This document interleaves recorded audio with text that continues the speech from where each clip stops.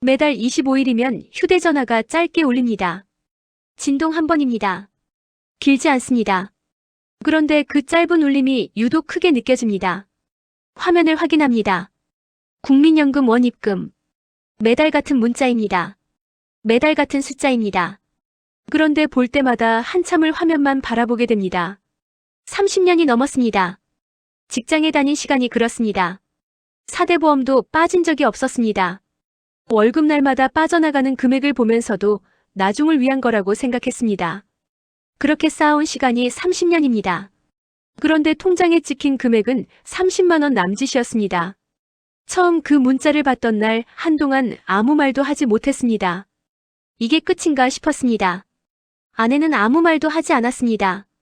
대신 가계부를 덮으며 조용히 말했습니다.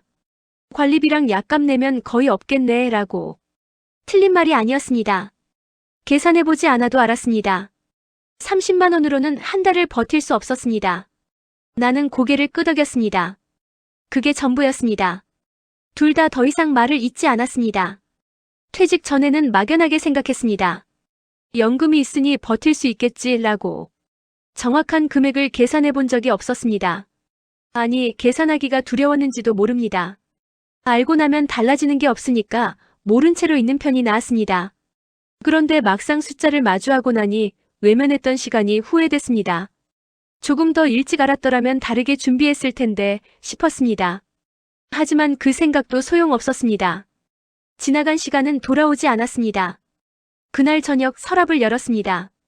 이력서 양식을 꺼냈습니다. 퇴직하면서 다시는 쓸 일이 없을 거라고 생각했던 것이었습니다. 펜을 들고 칸을 채워나갔습니다. 이름, 연락처, 경력. 그러다 나이 칸에서 손이 멈췄습니다. 72세라고 적었습니다. 숫자를 적고 나서 한참을 그 자리에 앉아 있었습니다. 72였습니다. 다시 일자리를 찾아야 하는 나이가 72였습니다. 이 나이에 나를 써줄 곳이 있을까 싶었습니다.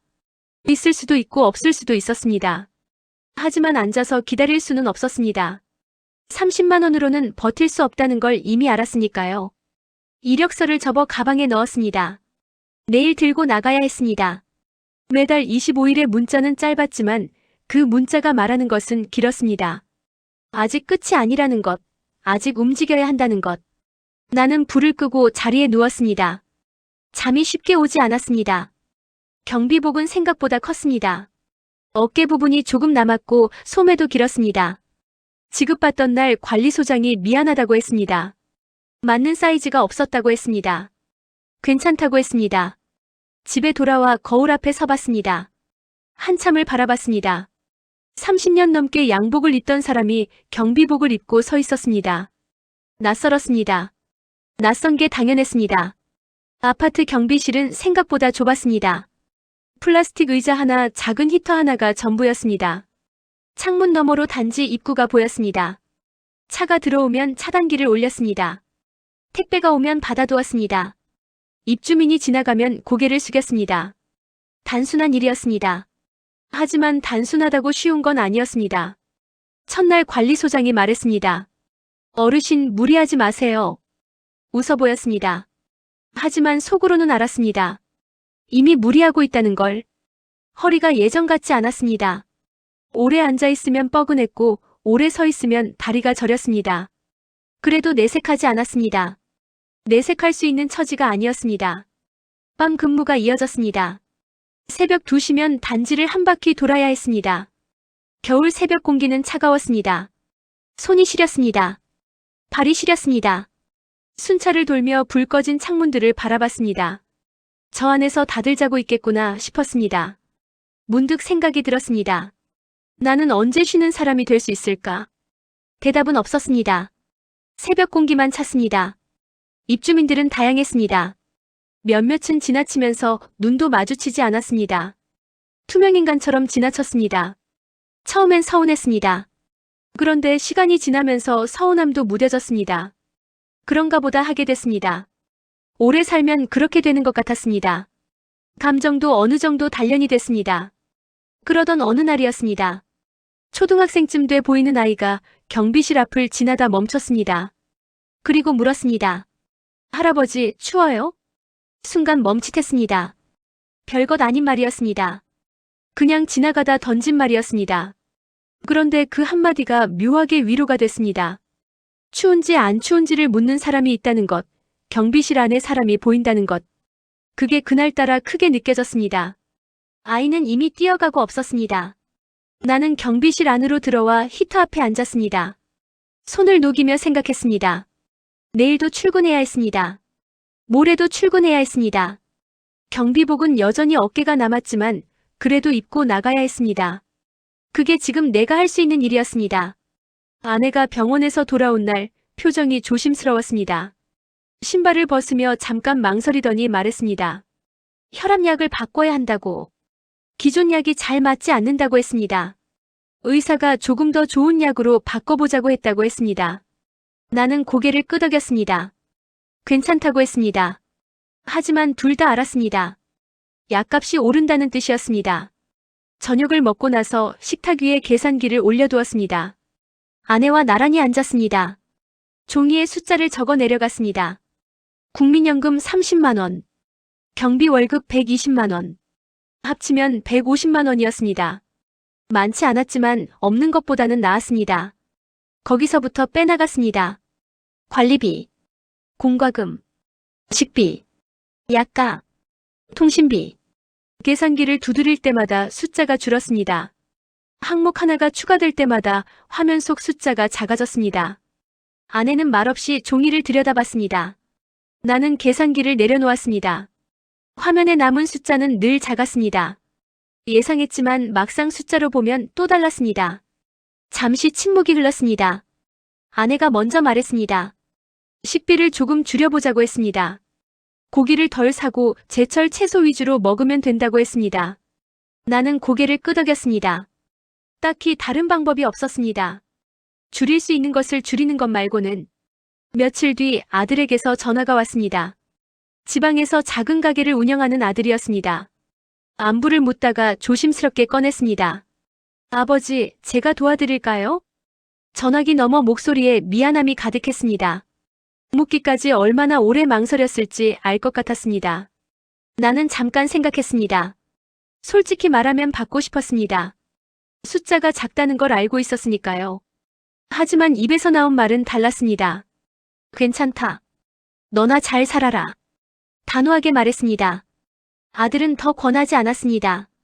전화를 끊고 나서 한참을 그 자리에 앉아 있었습니다. 왜 그렇게 말했을까 생각했습니다. 자존심 때문이기도 했습니다. 하지만 그것만은 아니었습니다. 부모가 자식에게 기대는 순간 어쩐지 내가 더 작아질 것 같았습니다. 자식 앞에서 작아지고 싶지 않았습니다. 평생 앞에서 걸어온 사람이었습니다. 뒤에서 끌려가는 모습을 보여주고 싶지 않았습니다. 그게 맞는 건지 틀린 건지는 몰랐습니다. 하지만 그게 지금의 나였습니다. 식탁 위 계산기는 그대로였습니다. 아내가 조용히 치웠습니다. 숫자는 작았지만 내일도 출근해야 했습니다. 그것만은 분명했습니다. 영수와는 오래된 사이였습니다. 같은 동네에서 자랐고 비슷한 시기에 결혼했고 아이들 나이도 엇비슷했습니다. 특별히 자주 만나는 사이는 아니었지만 가끔 동네 벤치에 앉아 이런저런 이야기를 나눴습니다. 그런 친구였습니다. 오래되어서 편한 말을 많이 하지 않아도 되는 사이였습니다. 영수는 지난해 일을 그만뒀습니다. 마트 주차 안내 일이었습니다. 무릎이 너무 아프다고 했습니다. 더 이상 오래 서 있기가 힘들다고 했습니다. 그만두던 날 만났을 때 영수는 웃으며 말했습니다. 이 나이에 뭘 더 해? 그 말이 홀가분하게 들렸습니다. 잘됐다 싶었습니다. 이제 좀 쉬겠구나 싶었습니다. 나는 속으로 부러웠습니다. 쉰다는 게 어떤 건지 오래 잊고 살았으니까요.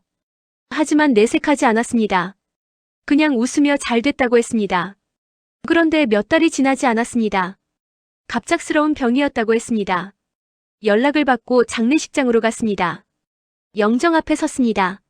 사진 속 영수가 웃고 있었습니다. 살아있을 때 자주 짓던 표정이었습니다. 한참을 그 자리에 서 있었습니다. 말이 나오지 않았습니다. 향을 피우고 절을 했습니다.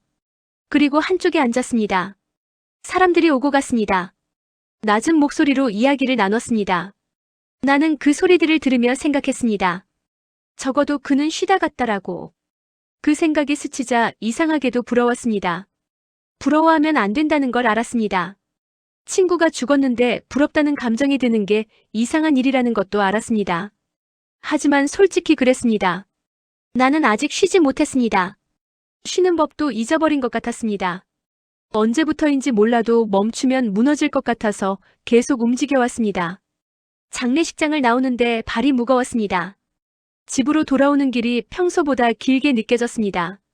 아내가 옆에서 걸었습니다. 말이 없었습니다. 한참을 그렇게 걷다가 아내가 내 손을 잡았습니다. 말없이 잡았습니다. 그 손이 따뜻했습니다. 한참 뒤에 아내가 조용히 말했습니다. 당신 너무 오래 버티는 거 아니에요? 나는 대답하지 못했습니다. 걸음을 멈추지도 않았습니다.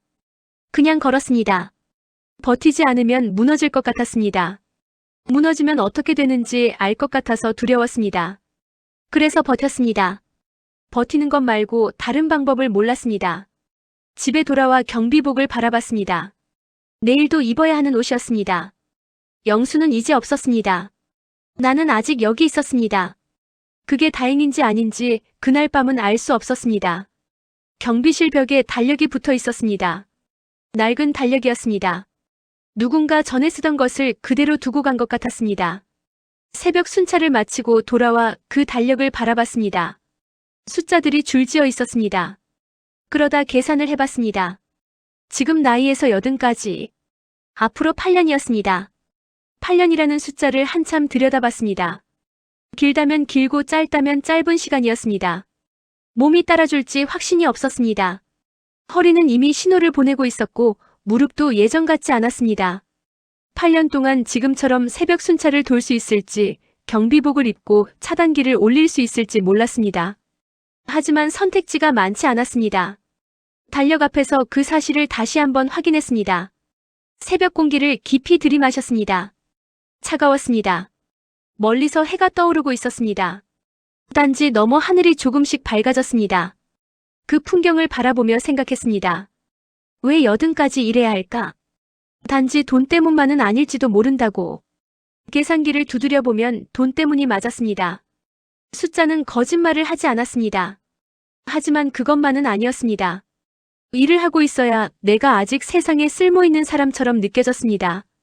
경비실 의자에 앉아 차단기를 올리는 일이 대단한 일은 아니었습니다. 하지만 누군가 필요로 하는 자리가 있다는 것, 아침에 나가야 할 이유가 있다는 것, 그게 생각보다 중요했습니다. 영수가 일을 그만두고 몇 달 만에 떠난 것이 자꾸 머릿속에 걸렸습니다. 쉬는 게 답이 아닐 수도 있었습니다. 적어도 나에게는. 그날 밤 순찰을 돌다 문득 하늘을 올려다봤습니다. 별이 희미하게 빛나고 있었습니다. 겨울 하늘이었습니다. 차갑고 맑았습니다. 한동안 그 자리에 서서 하늘을 바라봤습니다.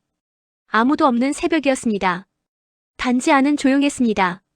그 고요함 속에서 스스로에게 조용히 말했습니다. 그래도 내 발로 서 있는 거다. 작은 말이었습니다. 누구에게 들려주려는 말도 아니었습니다. 그냥 나 자신에게 하는 말이었습니다.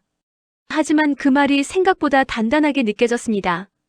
통장에 찍힌 30만 원은 작았습니다. 경비복은 어깨가 남았습니다. 새벽 순찰은 추웠습니다. 하지만 그것들이 내 삶 전체를 설명하지는 않았습니다. 80이 되면 그만둘 수 있을까 생각했습니다. 모르겠다는 게 솔직한 대답이었습니다. 어쩌면 80이 돼도 또 다른 숫자를 향해 걷고 있을지 몰랐습니다. 하지만 지금 이 순간 분명한 것이 하나 있었습니다. 오늘도 출근 도장을 찍는다는 사실이었습니다. 그리고 그 도장이 내가 아직 살아있다는 증거라는 것이었습니다. 그것으로 충분했습니다. 적어도 오늘은